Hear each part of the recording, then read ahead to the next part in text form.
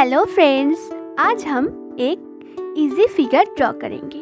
पहले एक circle draw करेंगे, उसके बाद स्टेप बाय स्टेप एक स्क्वायर टाइप, ठीक स्क्वायर नहीं, एग्जैक्ट स्क्वायर नहीं, स्क्वायर टाइप ड्रॉ करेंगे बॉडी के लिए।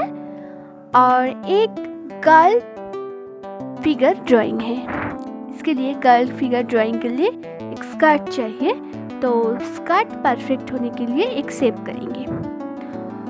स्टेप बाय स्टेप धीरे धीरे हम लोग ड्राइंग सीखेंगे।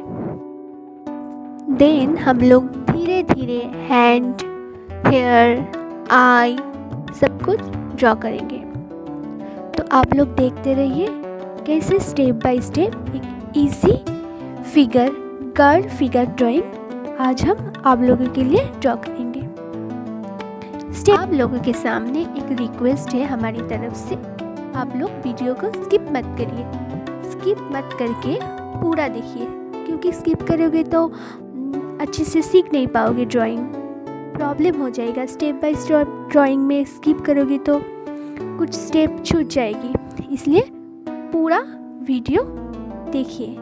और वीडियो कैसी लगी, आप लोगों को कोई क्वेरी हो तो कमेंट सेक्शन में कमेंट करके मुझे ज़रूर बताना। मैं कोशिश करूँगी आप लोगों को कमेंट का रिप्लाई करने के लिए। तो so please watch my video and please like.